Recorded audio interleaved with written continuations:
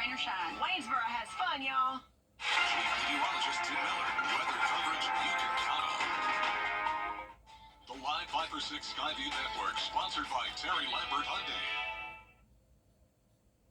We've got sunny skies as we enter the month of May, but it won't last for very long.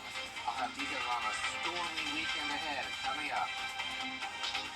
Right now on News Channel 6 at 4, the search for a suspect underway after a teenager was killed in Augusta last night. Community leaders asking for the violence to stop. Plus, a body has been found in the search for a missing Bamberg County woman. What investigators are saying about the case. And kayaking could be coming to Barlow after the county and city join forces. A look at those plans as News Channel 6 at 4 starts now. Live from Television Park, this is WJBF News Channel 6 at 4. Good afternoon, everybody. I'm Brad Mean. And I'm Jenny Montgomery. Thank you for joining us. Coverage you can count on begins in Augusta, where the search for a suspect is underway after a deadly shooting last night. Darion Tanksley, 15 years old, wanted in the shooting death of 14-year-old Anthony Harrison. This happened last night, as we reported, on Richmond Hill Road in Augusta at the Cedarwood Apartments. Investigators say Tanksley is known to hang out in the Barton Village neighborhood and the area around Richmond Hill Road West, in particular the 500 block. Bria Smith, live for us tonight. Bria, I know you talked to a community leader today who says enough is enough. That's right, Brad, and it's just the second shooting in just 3 days in Augusta, and those I spoke with say they hope the violence can come to an end.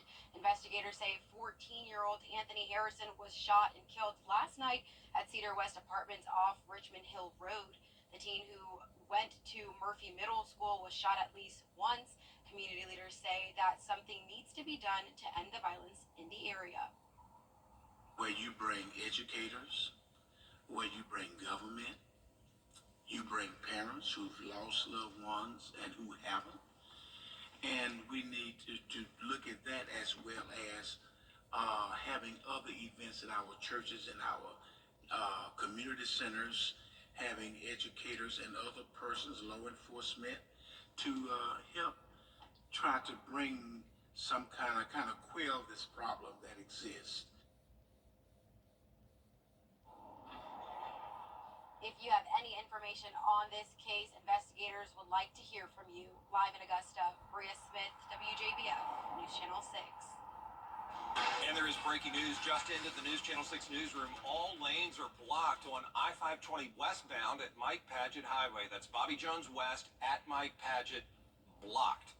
The Georgia DOT says it's because of a brush fire. Take another route if you need to get in your car, and keep it on News Channel 6 for more on this developing story. To Bamberg County now, where an investigation is underway after police discovered a body while searching for a missing person. 25-year-old Megan Bodiford hasn't been seen since last Thursday. According to police, Bodiford told a friend she thought her boyfriend, Jarrett Davis, was going to kill her, and if that friend didn't hear from her within 30 minutes, to call the police. I believe that she reported it at least once, if not more. My understanding is he had a warrant for domestic violence. Why is there a warrant when it gives you the authority to make an arrest immediately?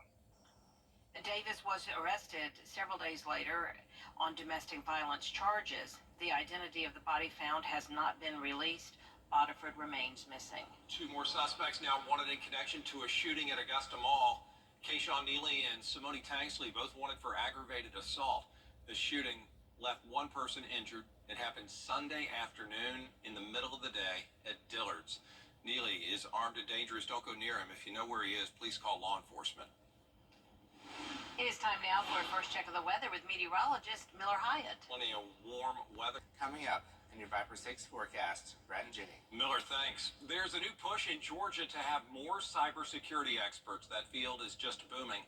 Today, Augusta University and the Technical College System of Georgia partnered to provide an associate's to bachelor's degree program. Students can finish 2 years, then head over to AU and get their bachelor's in cybersecurity. AU's dean says the program can be completed remote or in person, your choice. So far, there's already a 12% increase in enrollment for cybersecurity courses. We have a host of different types of businesses coming in, whether it's manufacturing, whether it's cyber, whether it's food distribution. When you look at all of those, there's always a cyber threat. There's always a need to protect those companies as they come into this state and this nation. And we're proud to have the workforce coming through our system and USG to really provide that benefit to our industries across this state. This partnership includes Augusta Tech, along with 22 other technical colleges. Augusta's Marble Palace could be a marble menace. There are more than 1,000 marble panels on the 66-year-old building. After one came loose, the city brought in engineers to conduct an evaluation. Their report concludes a reasonable scenario exists where a marble panel could fall from the structure. The report recommends a full inspection, including x-raying all of the panels. Panels are throughout the entire building, but I believe that whatever maintenance is required, we should perform. Whatever inspection is required, we should perform. This is the people's building, and people that come here should be able to do so safely without fear of a panel falling on them. Yeah, and estimates say the inspection of the marble panels could cost $200,000. Commissioners are expected to make a decision next week. Tell you what, panel would fall on you only once, though. Goodness forbid. A local park will soon be home to a fun water activity. What a great addition, potentially, for our friends in Barnwell, as Graham Lee reports. Summertime is just around the corner, which means it's time to get back on the water. City and county leaders here in Barnwell are teaming up to bring kayaking to Lake Edgar Brown. The city was approached by a Michigan-based company called Rent Fund 6 months ago about the project, and it caught their attention. It looked like it was very interesting and had quite a bit of potential, so we were quite intrigued by it, and I thought it was a great idea and a good company to work with. The city and county are now splitting an $18,000 investment to install a storage cage with 10-foot kayaks, paddles, and life vests at Kilkenny Park. Robert says the city will maintain the park while the county will install a concrete pad and ramp to access the lake.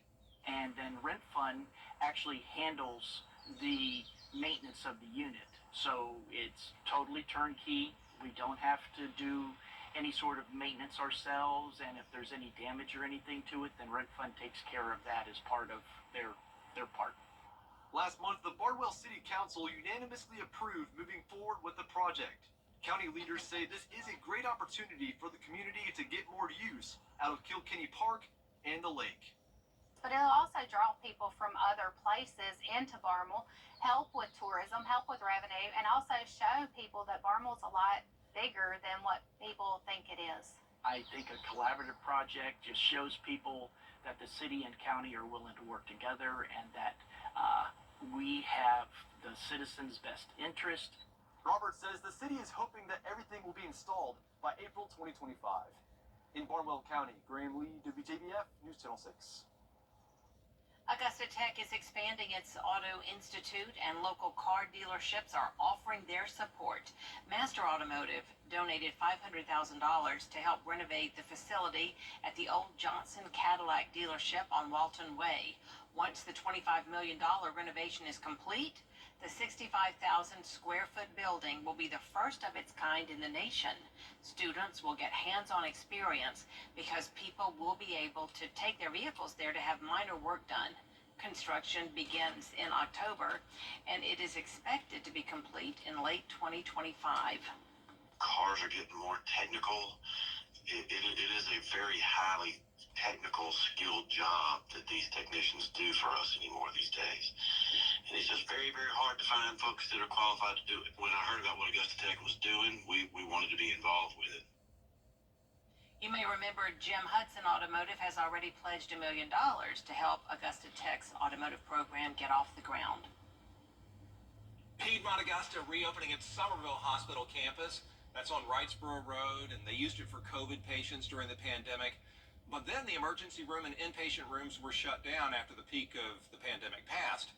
Well, now Piedmont has renovated the 15 ER beds and a 12-bed inpatient unit, including a new radiology equipment section, a new MRI coming this summer.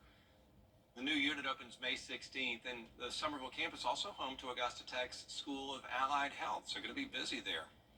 Happening tonight, it is graduation season in the CSRA. USC Aiken will hold its commencement ceremony, I should say, tonight. It's being held at the Convocation Center, starting at 6 p.m. The doors open at 5. State Senator Shane Massey will be the commencement speaker. The Richmond County Sheriff's Office mourning the loss of a deputy tonight. The Sheriff's Office confirming Corporal Todd Kitchens died in his sleep at his home Monday night. Kitchens worked for the Richmond County Sheriff's Office since December of 2007. He was promoted to corporal in 2017 and was assigned to the jail division. He was 55.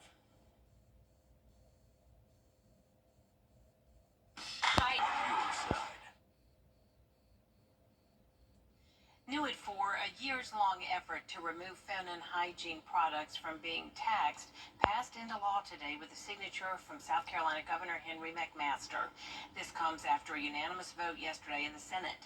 The House also voted in favor 114-0 back in April of 2023. Before today's decision, South Carolina was among 21 states that had added a tax to menstrual products. Revenue projections estimate the state will lose $7.3 million from its tax fund once the tax is removed. The CDC issuing a food safety alert after a multi-state outbreak of E. coli infections. It's been linked to organic walnuts sold in California and Washington. They were purchased from bulk bins in natural food stores or food co-ops. Supplier Gibson Farms has now recalled the products. The CDC says 12 people have been infected, 7 needed to go to the hospital. An influential panel of experts now recommending women start breast screenings at a younger age. Rebecca Jarvis takes a look at what age the U.S. Preventative Services Task Force proposes.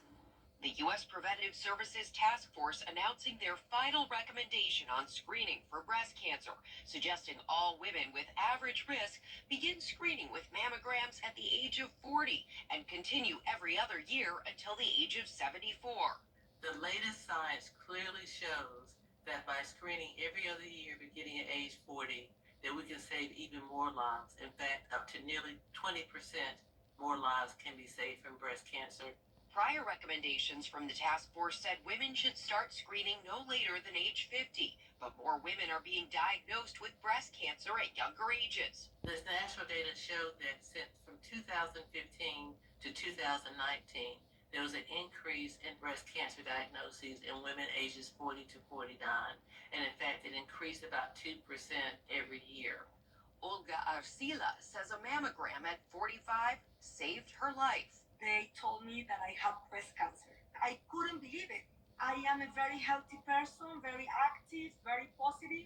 Following a double mastectomy and 16 rounds of chemotherapy, she's now helping her Latin community stay informed about the importance of mammograms. Very important to start at the age of 40, but if the cancer is in your family, you have to do it earlier. A large portion of Atlanta Braves fans will not be able to watch the team thanks to a TV rights dispute. It's true. Diamond Sports, which operates Bally Sports, the TV home of the Braves, is in a carriage dispute with Xfinity. The Bally Sports blackout for Comcast customers took effect this morning. That's not good. The Braves say other cable providers and streaming services that typically carry the team, though, are not impacted here. And there's always on the radio and online. Coming up, Georgia State leaders proposing new changes to improve your access to the canal into green space. A closer look at the plans and when construction may begin next. It's time for shorts and flip-flops. I'll have the warm forecast coming up. Weather headlines on WJBF News Channel 6. Brought to you by Hickson Roofing. If your roof needs fixing, call Mr. Hickson. A serious accident creates a lot of right now problems. You're worried about your injuries, the medical bills, and whether you'll get stuck paying for it all. You shouldn't have to chase after a lawyer to get the help you need. With me, you won't have to. I'm Austin Jackson, your guy in Augusta. If you've been injured, my team will get to work right away. And you don't have to pay us anything unless we get money for you. Injured? Call Austin Jackson, the Augusta guy. 706-724-7224. Transform. 9. Ba-da-ba-ba-ba.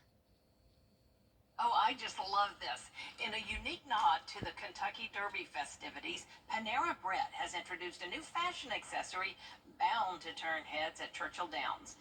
It's called the Bread Hat, and it's designed to look just like their famous bread bowl with colorful ostrich feathers around it. And it is about 21 bucks, but you'll have to wait to place your order. The first round of hats sold out in the first day. Waiting and Panera. I know, it's worth it. 100% worth it. That is it for this half hour, but we have more coming up on News Channel 6 at 4:30. Including violence and tensions escalating at colleges.